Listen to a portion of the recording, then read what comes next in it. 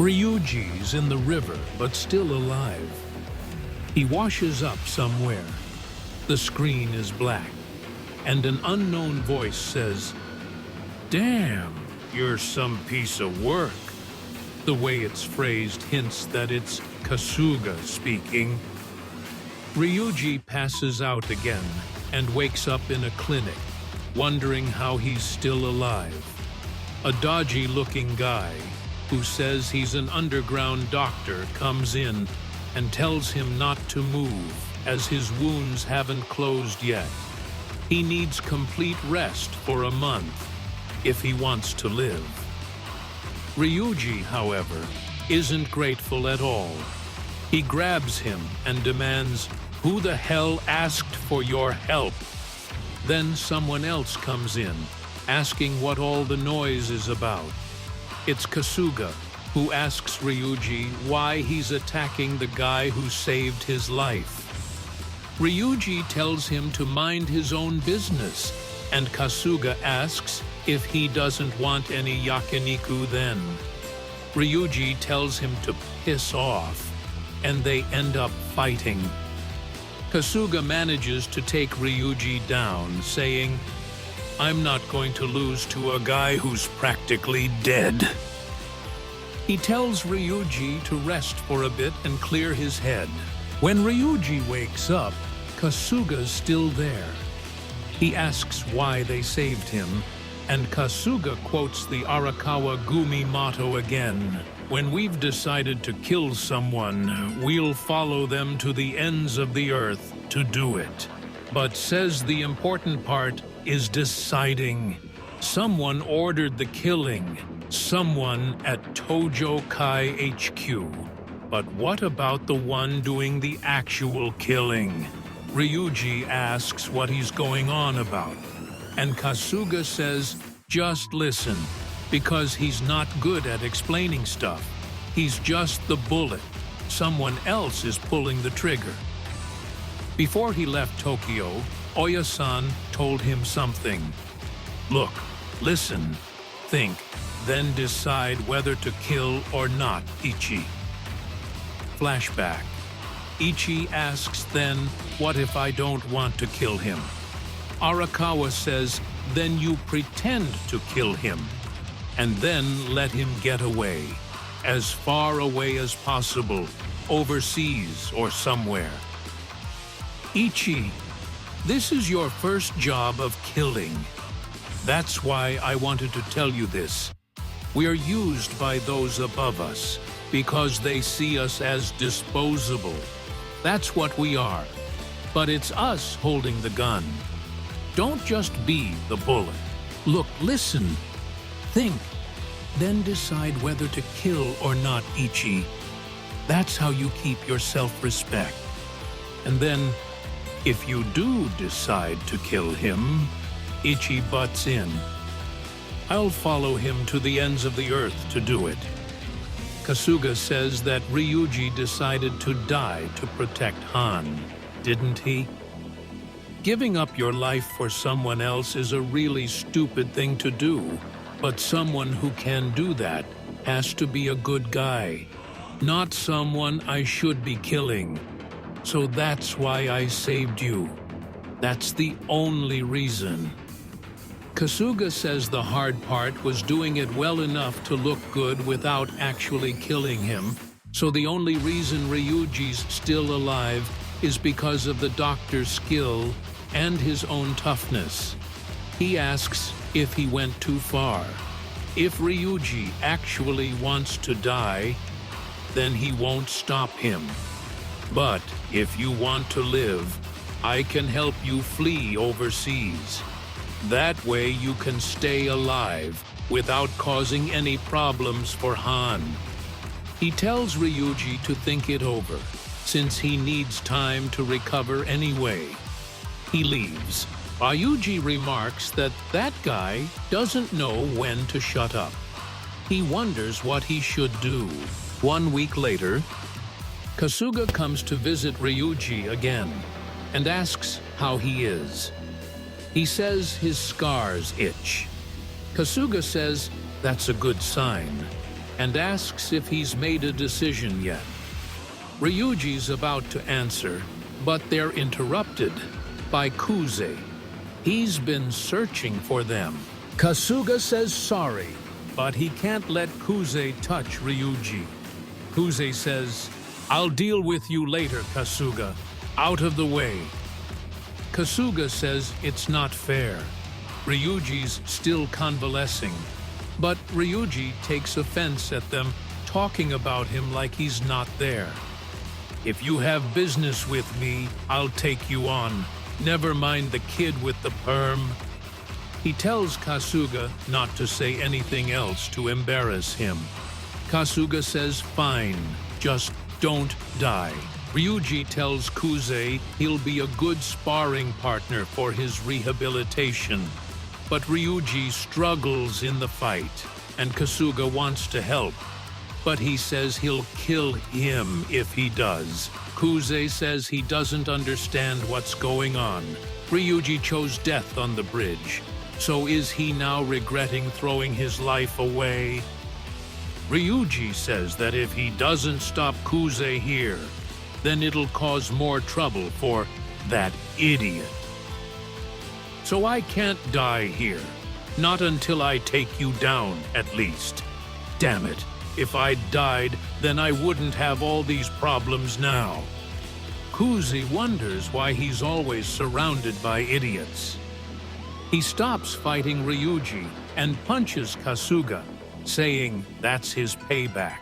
Kasuga says thank you very much, but why? Kuze says he took this job because he still has dreams and ambitions, even though he's old. But when he met Kasuga and Ryuji, he ended up not wanting to use them for his own ends.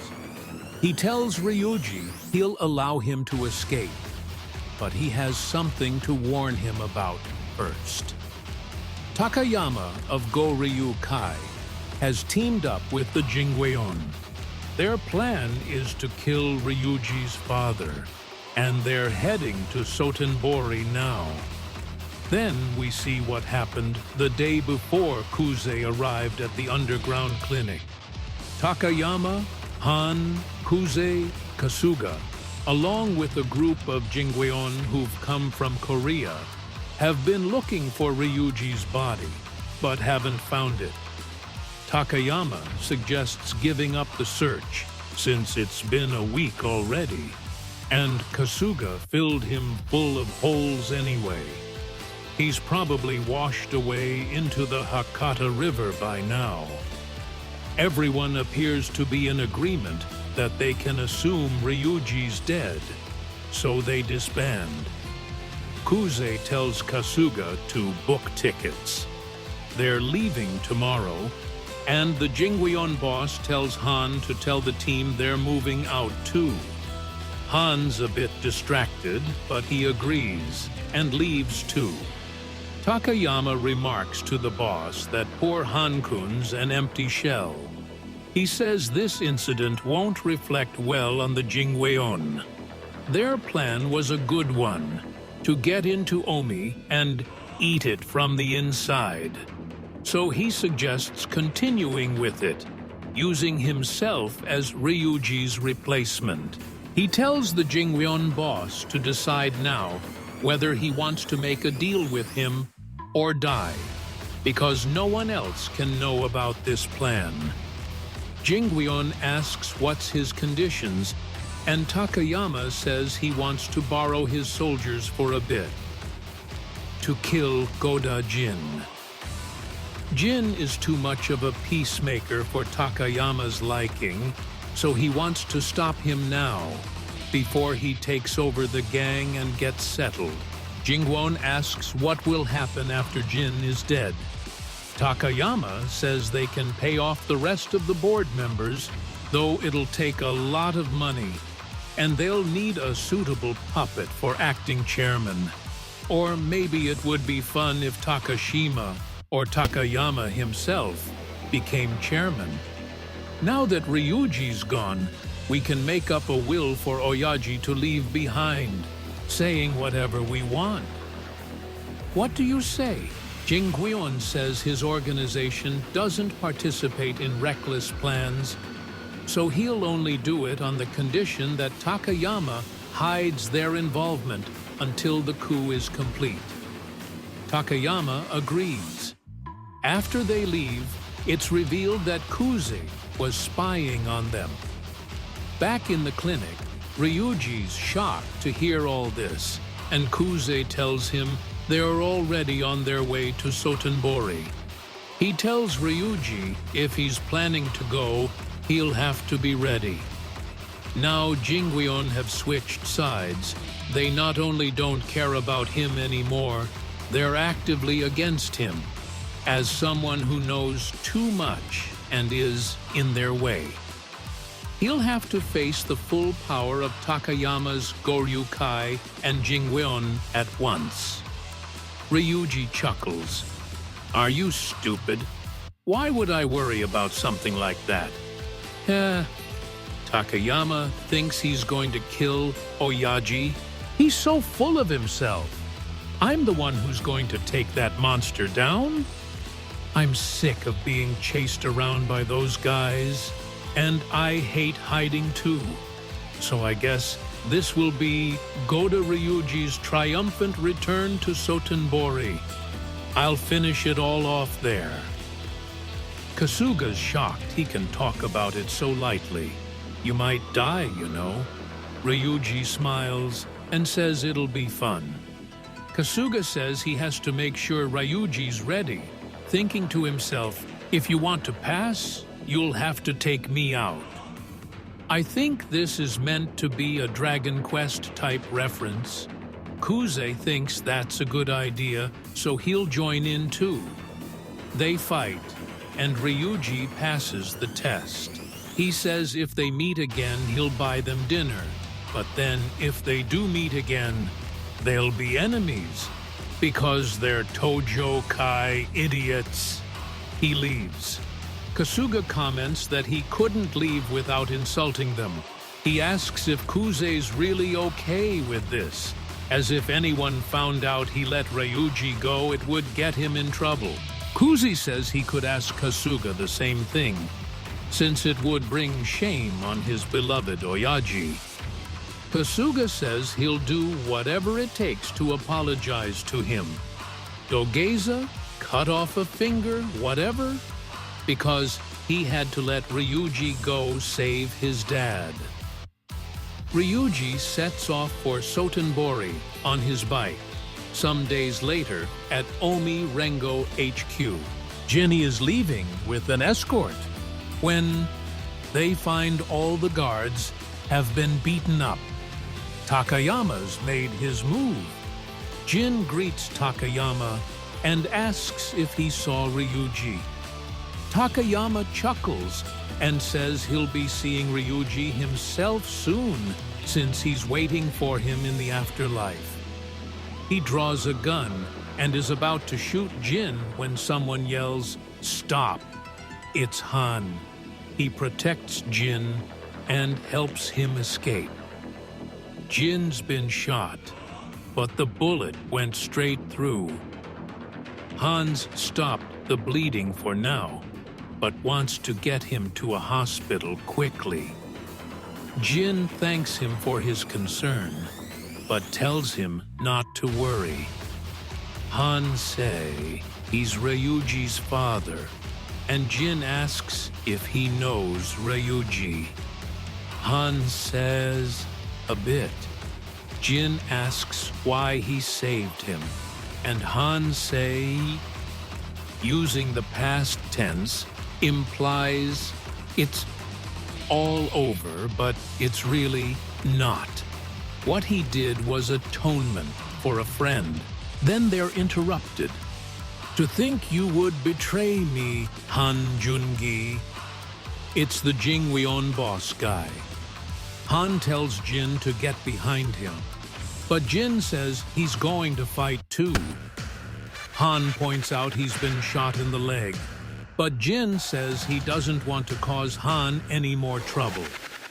Jingwon says he's applied to HQ for a new Han Jungi, You're going to be replaced with a new model.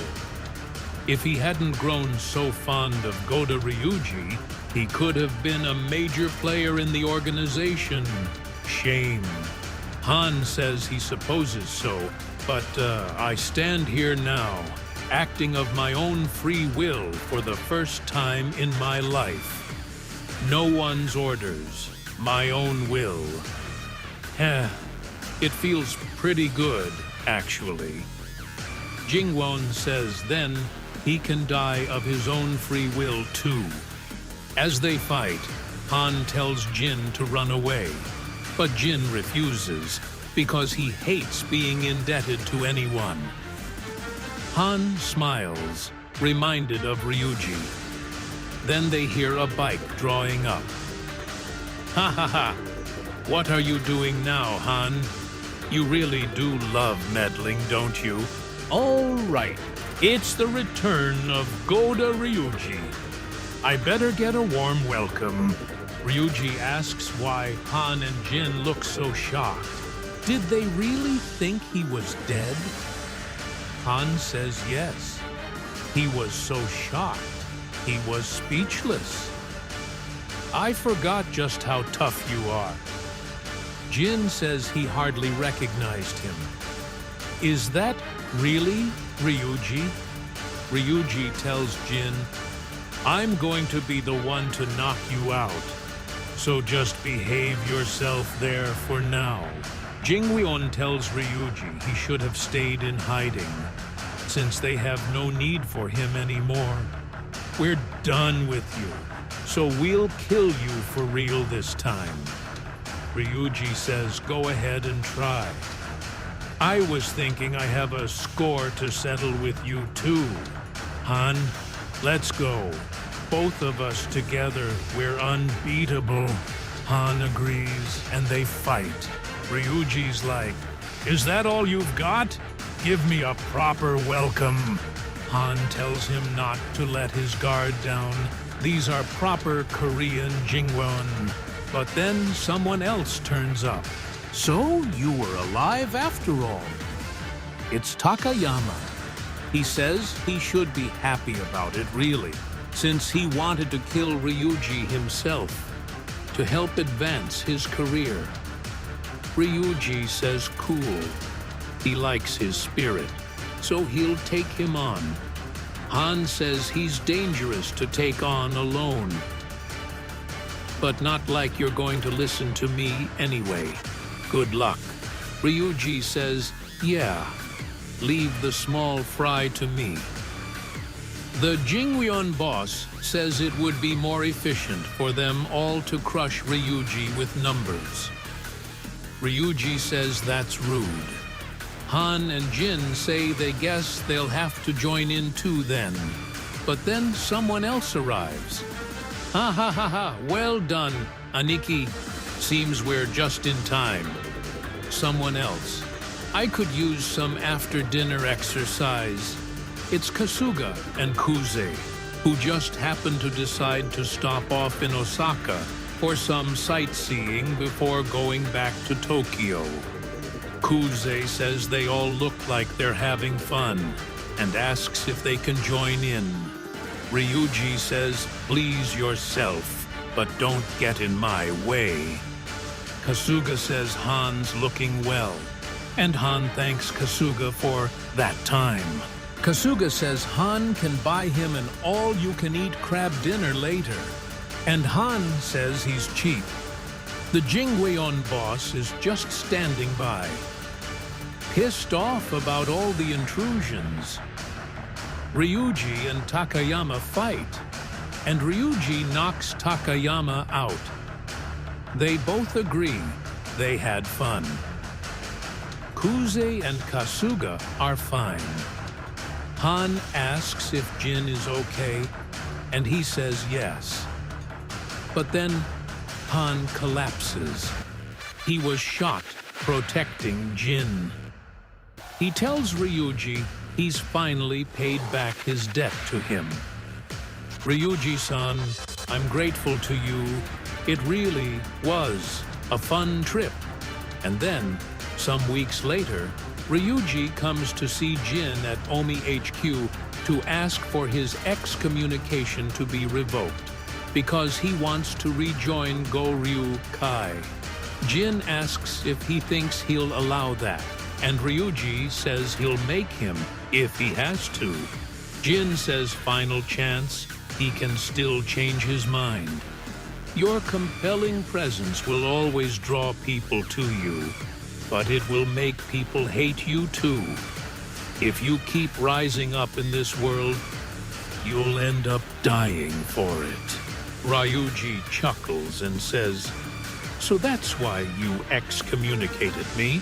Bit overprotective. I'm grateful, though. It was a good trip. I ate some good food. I met some interesting people. Saw different places and different ways of life. And now I'm back here, of my own free will. Nothing to do with blood or family. My way of life is my own way." Jin tells him he's a complete idiot, and Ryuji says that's fine. So Jin says there's no more need for words then. "Show me your will, Ryuji. Make me allow it." "I sure will, Oyaji." Ryuji takes Jin down. "So this is my limit. If only I had the power to stop you. Ryuji, it's the path I chose. Don't look at me like that." Caption: After that, Goda Jin revoked Ryuji's excommunication. Takayama was permanently expelled in his absence for his failed assassination attempt. And after many twists and turns, Ryuji was promoted to Goryu Kai Wakagashira. Epilogue. Back at Tojo, Kai HQ, Niihara and Sarah are discussing Kuze and Kasuga's failure, and what to do about it. Niihara wants them killed, but Sarah disagrees. He thinks it's time to stop treating the people who do their dirty work so badly. Having done that kind of work himself, he understands what a heavy responsibility it is. So he asks Niihara to let him deal with it in his own way. Niihara agrees. "You take care of it then, third chairman." Kasuga's eating ramen with Arakawa. "So, we're not in trouble, then." Arakawa tells him to think himself lucky and take the story to the grave. Kasuga agrees and then apologizes, on his hands and knees, shocking the cook. Arakawa tells him to get up. Kasuga says, "But he caused Oya-san so many problems. I'll cut off 10 fingers, 20 if you want. Please, tell me what it will take." Arakawa says, "Knock it off. He's trying to eat lunch here." "Anyway, what's he like, Goda Ryuji?" Kasuga says he's about the same age as him, but he's crazy strong, and it's like he's on fire. He's the kind of guy who makes you feel like there's no one else there. You can't take your eyes off him. But the reason I didn't want to kill him, I don't really know how to put it, but he's a good guy. That's what I felt. Arakawa smiles and says Ichi's a proper killer Arakawa Gumi man now. What? Even though I didn't kill anyone? Yeah, even though you didn't kill anyone. Takayama has just been found by the Jingweon boss, who's furious at how things turned out and blames Takayama for everything. Takayama chuckles. Yeah, that Ryuji was strong. Jingweon splutters. You don't say. Well, you're going to die here now. He plans to kill Takayama, and then when he gets back to Korea, make some excuse for why his team got entirely wiped out. and then start on a new plan to kill Ryuji. Takayama, however, doesn't want anyone getting in Ryuji's way, so he draws a sword and cuts down the Jingweon guy. Jingweon manages to shoot Takayama before he dies. Takayama's last words. So, this is how it ends for me then. Oh well, it was fun. You have fun too, Ryuji. Ryuji's buying takoyaki. Someone compliments him on his good taste, saying the takoyaki here is the best. Nearly as good as Jingaicho's fresh oysters and Nagasugai ramen. It's Han Jungi. Ryuji asks how his wound's doing, and Han says he's fine. He was in extremely good condition, since it had been so long since he'd slept in a bed, because of traveling with Ryuji. Ryuji asks him, apparently not for the first time, to join Goryukai. Han says he's grateful, but he refuses. It's all thanks to you, Ryuji-san. That trip with you, I finally started living life for myself. So I want to see more of the world, go where the mood takes me, on my own 2 feet. I hope we meet again one day. I'll probably have to call you Omi Rengo Chairman when I do, though. Ryuji says, look forward to it. But Han, your real name, what is it? Han chuckles, saying that's not like him. Is he going soft in his old age? I'm Han Jungi. I was given this name, this voice, this face, but it's me. Everything I am now, I chose for myself. So just carry on as before. Ryuji tells him to have fun, and Han reciprocates. He asks what Ryuji's doing in town, and Ryuji says he was clearing up a little errand. I always pay back my debts. Finally, we see the guy Ryuji borrowed the bike from. He's been working hard at his job, because there's not much else a Bosozoku without a bike can do. And then he spots it and realizes his bike's come back.